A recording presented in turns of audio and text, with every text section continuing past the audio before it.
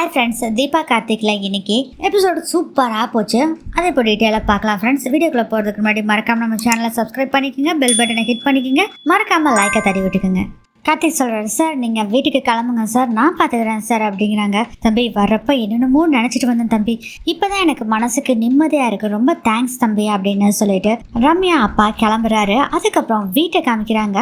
என்ன பண்ணலாம் அப்படின்னு சொல்லி வீட்டில் இருக்க எல்லாருமே யோசனை பண்ணிட்டு இருக்காங்க. வேணா அந்தாட்சரி வேற இல்லாமா அப்படின்னு மீனாட்சி சொல்கிறாங்க. அதுக்கு ஆனந்த் சொல்கிறாரு, சூப்பர், நான் எப்பயுமே மீனாட்சிக்கு தான் சப்போர்ட் அப்படிங்கிற மாதிரி சொல்கிறாங்க. என்னமாம்மா ஐஸ் வைக்கிறீங்க போல இருக்கு அப்படின்னு சொல்கிறாங்க.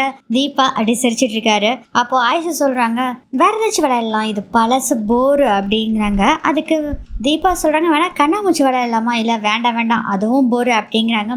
ஐஸ்வர்யா, வேற என்னதான் செய்யலாம், வேணா மியூசிக்கல் சேர் விளையாடலாமா, அதுவும் போரு தானே ஐஷு அப்படின்னு மீனாட்சி சொல்றாங்க. போரா இருந்தாலும் ரொம்ப இன்ட்ரெஸ்டிங்கா இருக்கும் அப்படிங்கிற மாதிரி சொல்றாங்க. சரி விளையாடலாம்னு சொன்னோடனே அப்போ ஐஸ்வர்யா சொல்றாங்க, லேடிஸ் மட்டும் தான் விளையாடுவோம், ஜென்ட்ஸ் யாரும் வரக்கூடாது அப்படின்னு சொல்றாங்க. அதுக்கு அருண் சொல்றாரு, ஓகே நோ ப்ராப்ளம், நாங்க சேர் எடுத்து போடுறது, மியூசிக் பிளே பண்ணி ஆஃப் பண்ணுறது, இந்த வேலையில நாங்கள் செய்கிறோம் அப்படின்னு சொல்கிறாங்க. இப்போ விளையாட போகிறது யாருன்னு தெரியுமா? மீனாட்சி விளையாடல. இப்போ தீபா, மைதிலி, ஐஸ்வர்யா, ரம்யா இவங்க 4 பேர் தான் விளையாட போகிறாங்க. ப்ளே பண்ணுறாங்க சாங். அருண் இவங்க 4 பேர் 3 சேர் வச்சு சுற்றுறாங்க. அதுக்கப்புறம் சாங்கை ஆஃப் பண்ணோடனே 3 பேர் உட்காடுறாங்க. மைதிலி மட்டும் நின்றுட்டு இருக்காங்க. ஸோ மைதிலி தோத்துட்டாங்க. அடுத்ததே பார்த்தீங்கன்னா 2 சேரை வச்சு 3 பேரும் ஓடிட்டு இருக்காங்க. அதில் தோக்குறது நம்ம ஐஸ்வர்யா. அருண் பார்த்தீங்கன்னா கிண்டல் அடிக்கிறாரு, ஏன் ஐஷு நீ தான் இந்த கேமவே விளையாடலான்னு சொன்னா கடைசியில நீயே தோத்துட்டியே அப்படிங்கிறாங்க.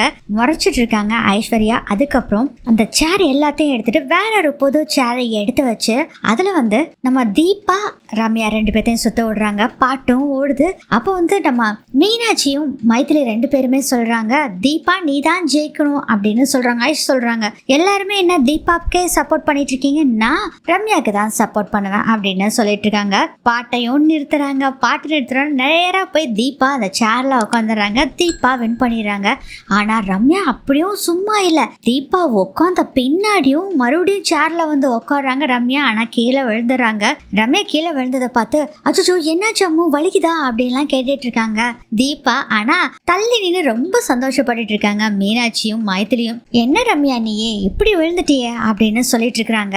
நான் சொன்னேன்ல தீபா தான் ஜெயிப்பான்னு அப்படின்னு மீனாட்சி சொல்லிட்டு இருக்காங்க. அப்ப கரெக்டா கார்த்திக் உள்ள வர்றாரு. அதை பார்த்துட்டு நான் தோக்கல அப்படின்னு எல்லாம் திருத்திட்டு முழிக்கிறாங்க. அப்போ நான் தோக்கல, நான் என் தீபாக்காக விட்டு கொடுத்துட்டேன், என் ஃப்ரெண்டுக்காக அப்படின்னு சொல்றாங்க.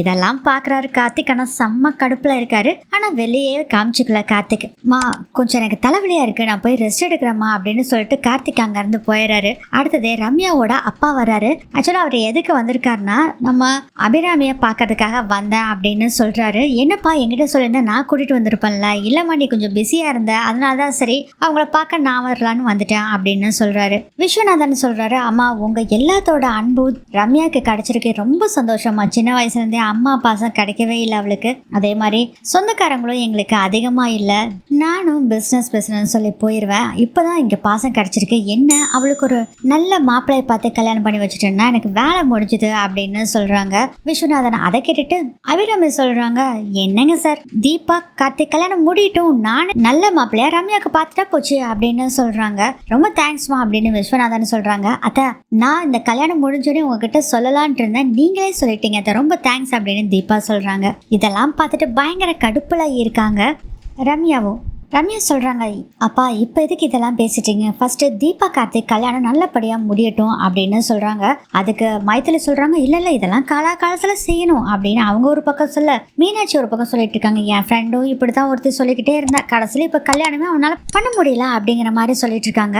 இதெல்லாம் பார்த்துட்டு கடுப்பா நின்றுட்டு இருக்காங்க ரம்யா. மனசுக்குள்ள நினைச்சிட்டு இருக்காங்க ஐஸ்வர்யா, அவ கார்த்திக்கு பிராக்கெட் போட்டுட்டு இருக்கா, இவங்க என்னடானா இவ கல்யாணத்தை பத்தி பேசிட்டு இருக்காங்க அப்படின்னு நினைச்சிட்டு இருக்காங்க. விஸ்வநாதன் சொல்றாங்க, எப்படியோமா என் மனசுக்குள்ள அந்த பாரெல்லாம் குறைஞ்சு போச்சு, நீங்க பாத்துக்குவீங்கம்மா, சரி நீங்க உடம்ப பத்திரமா பாத்துங்க, லேட்டாச்சுமா நான் கிளம்புறேன் அப்படின்னு சொல்லிட்டு அங்க இருந்து கிளம்பிடுறாரு விஸ்வநாதன். வெளியே உடனே பாத்தீங்கன்னா கார்த்திக்கு கால் பண்றாங்க. தம்பி நீங்க சொன்ன மாதிரியே நாங்க சொல்லியாச்சு தம்பி, நீங்க தான் பாத்துக்கணும், எல்லாம் நல்லபடியா நடக்கும்ல சார், நீங்க கவலைப்படாதீங்க, எல்லாத்தையும் நான் பாத்துக்கிறேன் சார் அப்படின்னு சொல்லிட்டு போனை கட் பண்ணிடுறாங்க. அடுத்தது ரம்யா ரியா 2 பேரும் பேசிட்டு இருக்காங்க. ஏன் ரம்யா இவ்வளோ சோகமா இருக்க, என்னாச்சு? என்ன உங்க அப்பா ஏதாச்சும் பிரச்சனை பண்றாரா? அவர் தான் பிரச்சனை. அபிராமி ஆண்டி வீட்டில் போய் அவரே மாப்பிள்ளை பாருங்க அப்படின்னு சொல்றாரு. எனக்கு எவ்வளோ கடுப்பாகும் தெரியுமா? நானே கார்த்திகை கல்யாணம் பண்ணலான்னு நினைச்சிட்டு இருக்கிறேன், இவரு இப்படி பண்ணிட்டு இருக்காரு அப்படின்னு சொல்றாங்க ரம்யா. அதுக்கு ரியா சொல்றாங்க, கவலையே விடு, நீ எதுக்கு இப்படி குழப்பிட்டு இருக்க? இல்ல ரியா, ஏன்னா அவங்க புரோக்கரை கூப்பிட்டு மாப்பிள்ளை எல்லாம் பார்க்க சொல்லியிருக்காங்க. அதனால என்ன, மாப்பிள்ளை போட்டோ உங்ககிட்ட காமிப்பாங்க, அந்த மாப்பிள்ளைய கூப்பிட்டு நீயே சொல்லிடு எனக்கு பிடிக்கலன்னு. அப்புறம் என்ன, நீ சொல்றது கரெக்ட் தான், ஆனா அப்பாவும் தொந்தரவு பண்ணிட்டு இருக்காங்க, எவ்வளவு நாளைக்கு நான் தாக்கு பிடிக்க முடியும்னு தெரியல. அது மட்டும் இல்ல, முன்ன மாதிரியே அப்பா எதுவுமே இல்லை, ரொம்ப பிடிவாதமா பேசிட்டு இருக்காரு இந்த விஷயத்துல. அதே மாதிரி இந்த போலிச்சாமியார் விஷயத்தெல்லாம் கார்த்திக்கும் தெரிஞ்சு போச்சு.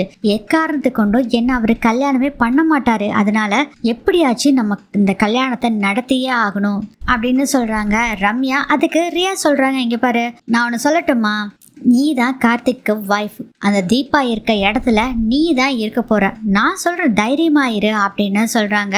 அதை கேட்டு சந்தோஷப்பட்டுட்டு இருக்காங்க ரம்யாவும். அடுத்ததே அபிராமி வீட்டை காமிக்கிறாங்க. வேலையெல்லாம் எப்படிப்பா நடந்துட்டு இருக்கு அப்படின்னு அருணும் ஆனந்த் கிட்ட கேட்டுட்டு இருக்காங்க. கரெக்டாக போயிட்டு இருக்குமா அப்படின்னு சொல்லும் போதே பார்த்தீங்கன்னா அருணாச்சலம் வந்துடுறாங்க.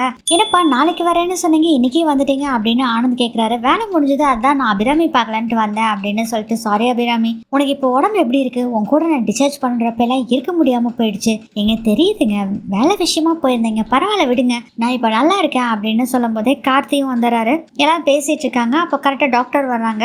என்ன கார்த்திக் டாக்டர் வர்றாங்க? இல்லப்பா, அம்மாவை டாக்டர் கிட்ட கூட்டிட்டு போயிருந்தேன், டெஸ்ட் ரிசல்ட்லாம் வந்திருக்கும், அதான் டாக்டர் வர சொன்னா அம்மாவை செக் பண்றதுக்கு அப்படின்னு சொல்றாங்க. நல்ல விஷயம் பண்ணப்பா அப்படின்னு சொல்லி அருணாச்சலம் சொல்லிட்டு இருக்காங்க.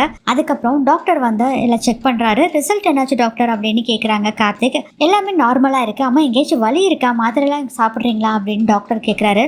அப்பப்போ வலி லேசா இருக்கு, என் மருமக தீபா கரெக்டா மாத்திரையெல்லாம் கொடுத்தாரா டாக்டர் அப்படின்னு ரொம்ப சந்தோஷமா பேசிட்டு இருக்காங்க. ஹெல்த் நல்லா கொஞ்சம் இம்ப்ரூவ் ஆயிட்டே இருக்கு, இப்படியே மெயின்டைன் பண்ணுங்க அப்படின்னு சொல்லிட்டு டாக்டர் எழுந்திரிச்சு போறாங்க. அம்மா டாக்டர் நான் வழி அனுப்பிட்டு வரேன் அப்படின்னு சொல்லிட்டு கார்த்திக் டாக்டர் கிட்ட கேக்குறாங்க, எப்படி இருக்கு டாக்டர் அம்மாவோட ஹெல்த்? பக்காவா இருக்கு, நல்ல இம்ப்ரூவ்மெண்ட் இருக்குது, அவங்க இப்படியே சந்தோஷமா இருக்கணும், டேப்லெட்டு தொடர்ந்து சாப்பிட்டுட்டே இருந்தாங்கன்னா சீக்கிரமா குணமாயிரும் அப்படின்னு சொல்றாங்க. டாக்டர் நான் ஹாஸ்பிட்டலே உங்ககிட்ட சொன்னேன்ல, அம்மா கண்டிப்பா குணமாயிருவாங்கன்னு அப்படின்னு கார்த்திக் சொல்றாரு. கார்த்திகா டாக்டர், அது மட்டும் இல்லாம எனக்கும் என் ஒய்ஃபுக்கும் மறுபடியும் ஒரு பரிகார கல்யாணம் நடக்க போகுது, அந்த சந்தோஷத்துல அவங்க ரொம்ப இருக்காங்க, அதனாலதான் நல்லா குணமாகுதுன்னு நினைக்கிறேன் அப்படின்னு கார்த்திக் சொல்றாரு. கண்டிப்பா இருக்கும், இப்படியே இருந்தா எங்களுக்கு நல்லதான் அப்படின்னு சொல்லிட்டு டாக்டர் அங்க இருந்து போயிடுறாங்க. அதுக்கப்புறம் கார்த்திக் அவங்க அம்மாவை பாக்குறாங்க. அவங்க அம்மா அவ்வளவு சந்தோஷமா சிரிச்சுக்கிட்டு இருக்காங்க.